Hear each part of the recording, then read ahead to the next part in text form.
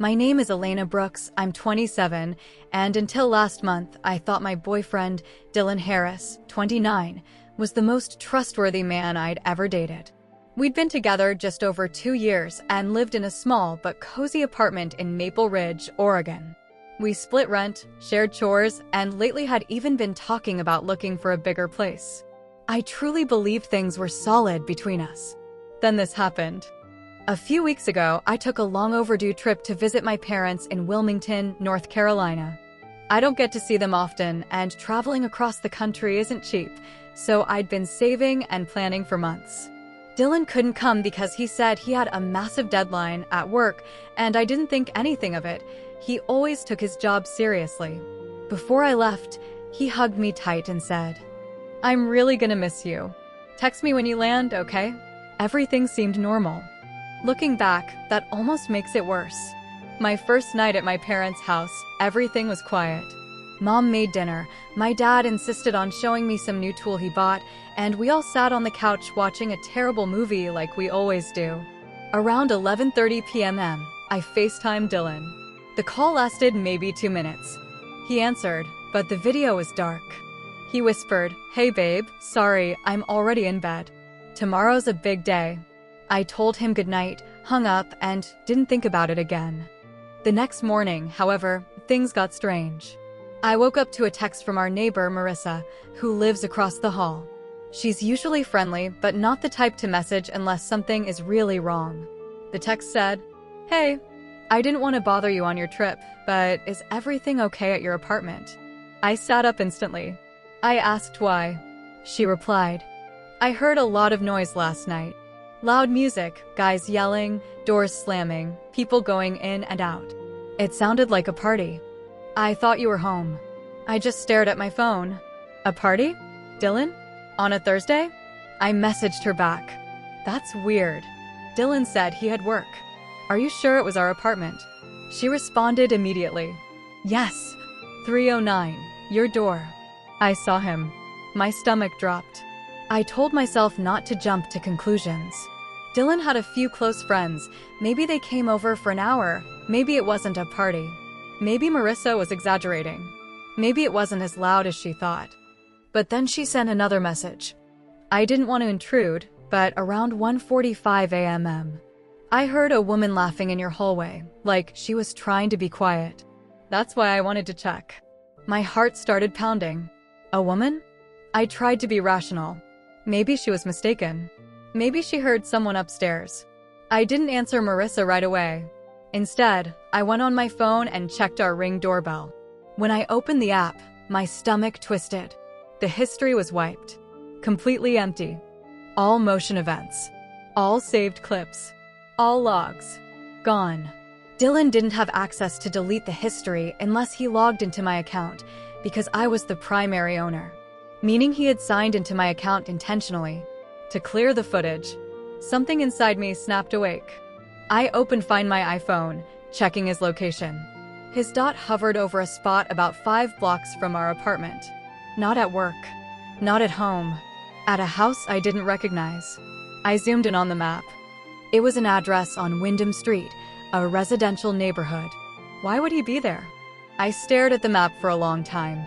My brain was trying to protect me, trying to tell me there was a logical explanation. But the truth was rising up like a tidal wave. He had lied about going to bed. He had deleted Ring footage. He had someone laughing in our hallway in the middle of the night. He wasn't at work now. He wasn't at home. He was somewhere unfamiliar. And my neighbor had no reason to lie. My parents noticed something was wrong. My mom asked, "Sweetheart, are you okay?" But I forced a small smile and said I was just tired. Inside, my chest felt like it was caving in. I spent the next few hours oscillating between panic and denial. Should I call him? Confront him? Ignore it? Act normal until I got home? Around 3 p.m., Dylan finally texted. "Hey love, just finished lunch. Hope you're having fun." Lunch? He was supposedly swamped with work. I replied, "How's work going?" He wrote, "Crazy busy. I'll call you later when I get a break." A break from what? He wasn't even at work. At that point, something inside me hardened. I wasn't being paranoid. I wasn't imagining it. Something was wrong, and I intended to find out exactly what. I didn't sleep much that night. My mind kept replaying Marissa's message, the deleted footage, the fake "I'm in bed" whisper on FaceTime.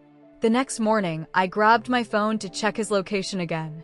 He was home, at our apartment, and suddenly, it all felt real in a way it hadn't before.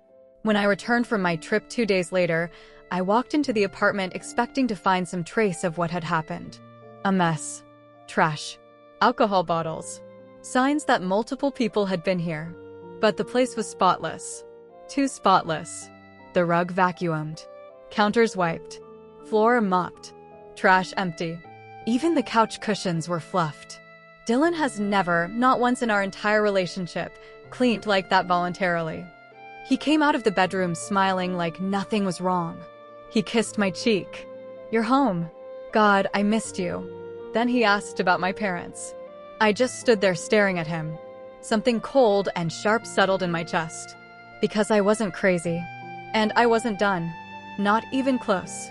I put my bag down slowly, still studying him, searching his face for even a flicker of guilt. There was nothing. He looked relaxed. Happy. Normal. He hugged me again, tighter this time. "You look exhausted. Did you sleep on the plane?" I stepped out of his arms. "I'm fine." He paused. "Everything okay?" I forced a neutral expression. "Yeah, just tired." He didn't push, which almost made it worse. If he were guilty, wouldn't he be attentive? Apologetic? On edge? Instead, he walked into the kitchen like it was any other day and asked if I wanted coffee. I watched him move around the apartment. He'd cleaned everything.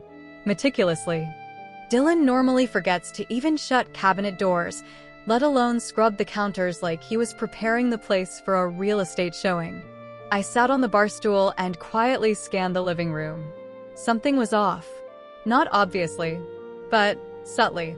The pillows were arranged differently. The coffee table books were out of order. The blanket we normally keep on the couch was neatly folded. He never folds it. The candle in the center of the table was burned halfway down. We hadn't used that candle in months. Someone had been here. More than one someone. More than once. When he handed me a mug, I asked casually, "So how was work while I was gone?" He shrugged, leaning against the counter. "Busy. I didn't sleep much. But it's good. I hit my deadlines." A complete lie. My heart beat louder, but my face didn't change. "That's good," I said. "Glad you got everything done." He smiled, relieved that the conversation seemed normal. Inside, I was screaming. Later that night, after dinner and a movie he picked, Dylan fell asleep on the couch with his head on my lap. He looked peaceful, comfortable. I stroked his hair absent-mindedly while staring at the blank TV screen. And I thought, how many times has he done this with me after lying straight to my face? How many nights did he tell me he was tired because he was actually out partying with people I've never met? How many times did he pretend to miss me while someone else was in this apartment? I let him sleep. I needed time. I needed proof.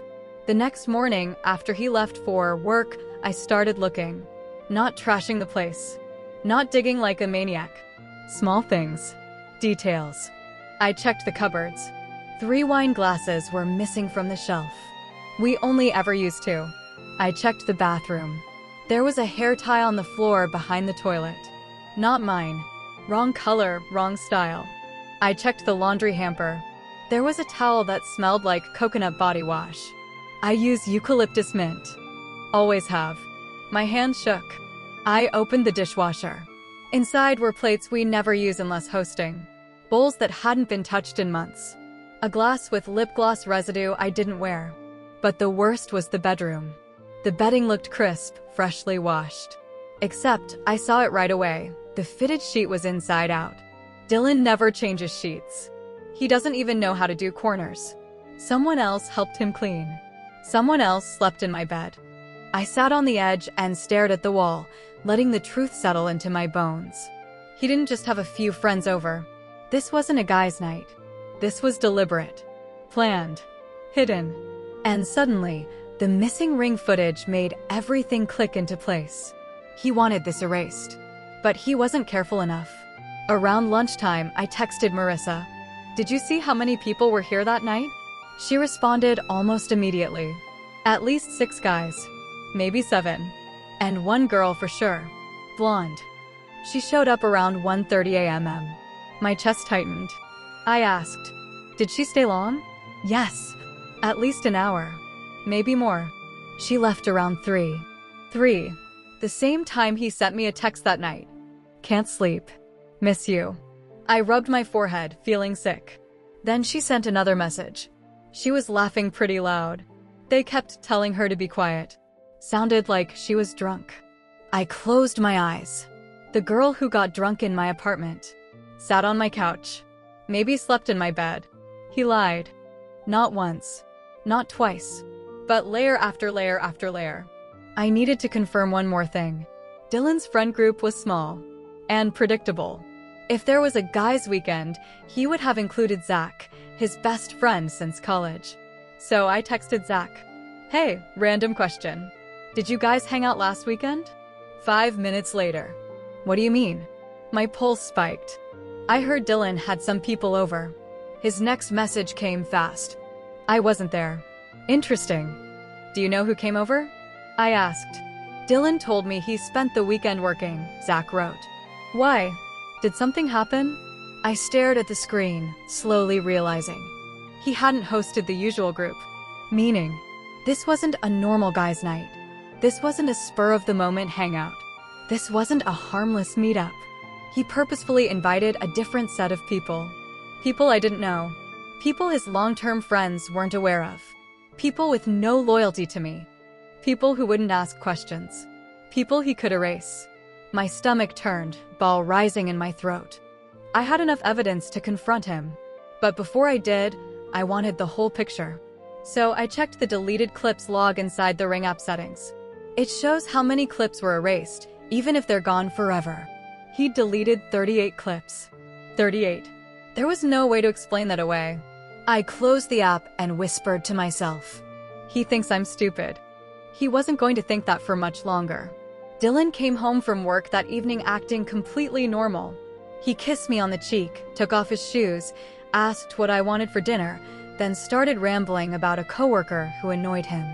I watched him move around the kitchen with this casual ease, completely unaware that his entire facade was about to fall apart. He opened the fridge. You want pasta? I can make. I talked to Marissa. He froze. Not dramatically. Not spinning around in shock. Just a slight hesitation. His hand paused on the fridge door handle for a second too long. Then he forced a laugh. Why? What happened? I kept my voice steady. She heard a party in our apartment while I was gone. His shoulders tensed visibly before he turned around. A party? Babe, it was nothing serious. Just a few guys came over. I didn't think it was a big deal. I nodded slowly. A few guys. He swallowed. Yeah, you know, just the usual group. I crossed my arms. The usual group? So, Zach? His eyes flicked to mine. He was there, yeah. He wasn't, I said. I asked him. Dylan's mouth slacked open for a fraction of a second before he recovered. He probably forgot. You know how he is. No, I said quietly. Zach doesn't forget. And he was confused when I asked. Because you told him you spent the whole weekend working. That was the first moment he looked genuinely thrown. I continued, why did you lie to him? He inhaled sharply. I didn't lie. I just didn't want him coming over. It was a small thing. I stared at him. You're forgetting something. What? I held up my phone. You deleted the Ring footage. His expression cracked. Only for a second, but it was enough. The flicker of panic. The flash of how much does she know? He opened his mouth, then shut it again. I could practically see him flipping through excuses in his mind. Finally, he said, I didn't delete anything. The app glitches sometimes. No, I said calmly. The activity log shows 38 deleted clips. He went still. Completely still. Then his voice dropped. You checked the log? Yes. He rubbed his hands over his face. Jesus, Elena. I didn't move. I didn't blink. I'm going to ask you one question, I said. And I want the truth. He nodded slowly. Who was the woman here that night? His jaw dropped slightly, and he blinked several times as if the question had physically hit him. There wasn't. Stop, I said sharply. She was here. My neighbor heard her. Someone left a hair tie in the bathroom. Someone slept in my bed. Someone drank from glasses we haven't used in months. Someone left coconut body wash on our towels. Do not insult me by denying it. He stood there, breathing hard through his nose. His posture shifted subtly, his shoulders dropped, his stance widened. He looked cornered. Elena, he said slowly, I swear to you, it wasn't what it sounded like. That's not an answer. Nothing happened. That's still not an answer. He snapped. Fine. It was just a friend. I stared. A friend. Yes, he said too quickly. A coworker. She needed a place to crash. She'd been drinking. The guys thought it was safer if she stayed here. I let out a breath of disbelief. So she came drunk to a guy's night? He didn't respond. So she slept in our bed? No, he said instantly. Absolutely not. I raised an eyebrow. Really? Because the sheets were changed wrong. You don't know how to do corners, Dylan. Someone else helped you. He opened his mouth, shut it, opened it again. Nothing came out. I stepped closer. Did she sleep in our bed? No, he insisted again. She slept on the couch. Then why did you wash the sheets? Because I spilled something. What did you spill? I don't remember. That's convenient. His jaw clenched. I pressed further. What's her name? He hesitated. Why does that matter? It matters because you're avoiding it. He looked away. Her name, Dylan. Finally. Her name is Natalie. I stared at him. And she just happened to be here at 2 in the morning while your girlfriend was across the country. She needed help. I nodded slowly.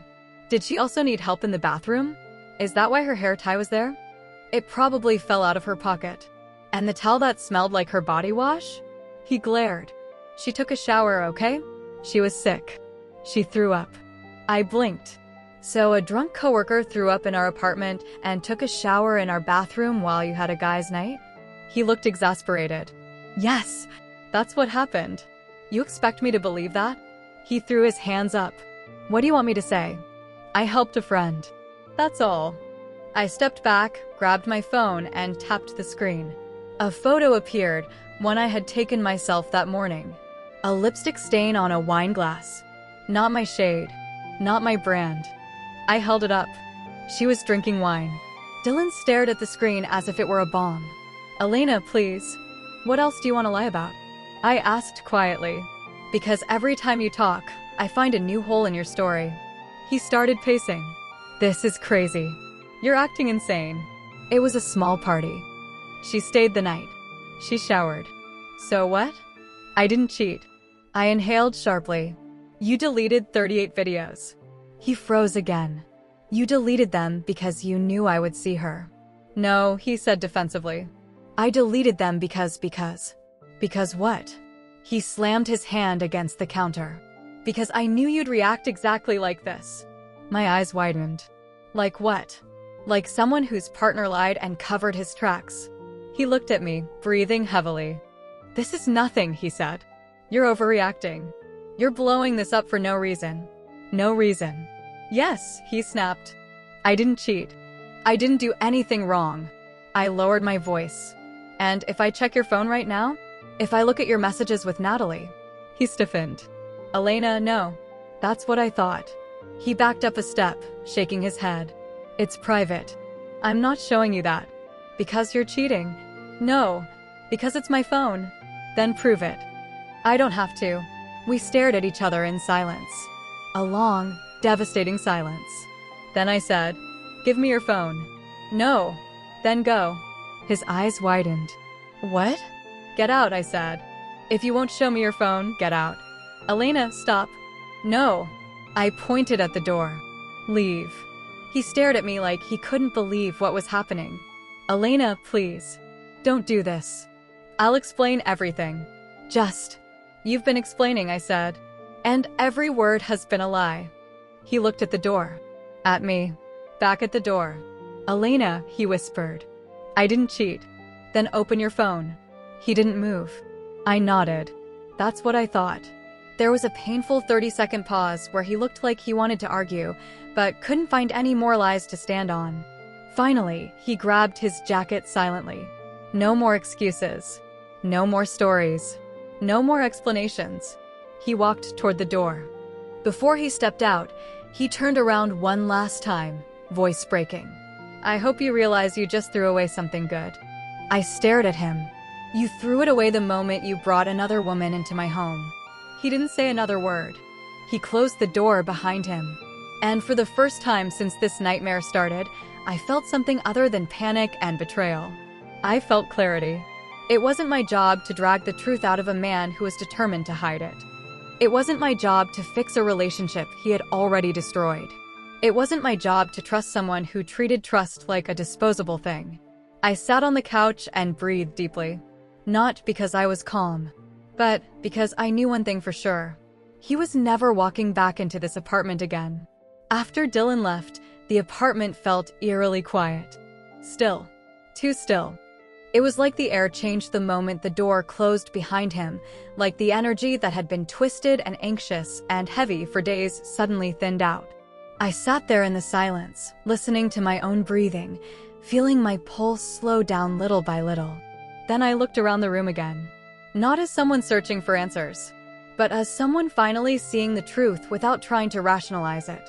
The spotless counters, the overly vacuumed rug, the washed sheets, the faint scent of someone else's shampoo on the towel in the bathroom. I had been living with a stranger who thought he could lie without consequence, erase evidence, rewrite the narrative, convince me I was paranoid. And if I didn't have the proof I had, maybe he could have. That thought alone made me cold. I stood up slowly and walked into the bedroom. The bed was perfectly made, the way someone makes it when they're trying to hide something, not the way you make a bed you actually sleep in. I pulled off the pillowcase. There it was, barely visible, but there. A faint smear of makeup. Not mine. I stared at it until my eyes blurred. It wasn't the makeup itself that broke me. It was the realization that, while I was 3,000 miles away visiting my family, he let another woman rest her head on the pillow where I had slept beside him for 2 years. A pillow I bought. On a bed frame I assembled. In a home I worked to build with him. I sank down on the edge of the mattress and let myself feel it fully, not the denial, not the confusion, not the frantic need for answers. Just the truth. He didn't value me. He didn't respect me. He didn't even consider me when he made his decisions. If he had, none of this would have happened. I sat there for a long time, letting the emotions come and go, until the hurt gradually shifted into something steadier. Resolve. I wasn't going to let him walk back in with apologies and half admissions. I wasn't going to let him blame stress, blame alcohol, blame misunderstandings. I wasn't going to let him gaslight me into thinking I had ruined the relationship by asking questions he couldn't answer. He had ended it. All I did was acknowledge it. I stood up and went to the living room. I grabbed the spare key he kept on the hook by the door. Then I took the apartment key off his ring from my key holder. Both went into a small cardboard box along with a few things he had left scattered around the place. His charger, his watch, 2 shirts he always forgot to take, a few random receipts, his favorite mug. I taped the box shut and set it by the door. I didn't cry. Instead, I felt something I hadn't felt in days. Control. My phone buzzed once around 9 that night. A message from Dylan. Please talk to me. I didn't answer. 10 minutes later. I didn't cheat. I swear. No response. 20 minutes after that. I'll tell you everything. Just pick up. Still nothing. At midnight. You're seriously doing this? Over a misunderstanding? I blocked him. I didn't need to hear the rest. The next morning, I woke up feeling clearer than I had in a long time. Not happy, not relieved, but steady. There was no dramatic meltdown. No aching longing for him to come back. No urge to check if he texted from a different number. Just a quiet, grounded certainty that I had made the right choice. That night, I placed the cardboard box outside the apartment door with a short note taped on top. Your things. Please do not knock. I didn't wait around to see when he picked it up. The next time I checked, the box was gone. That was the end. There was no grand confrontation in the hallway. No late-night speech. No tears. No closure conversation. Just the truth. He made his choice the moment he let someone else into my home. I made mine when I locked the door behind him. And for the first time in weeks, maybe months, I felt like I could breathe again. I wasn't starting over. I was starting forward. With my life. With my dignity. With my self-respect intact. And without him.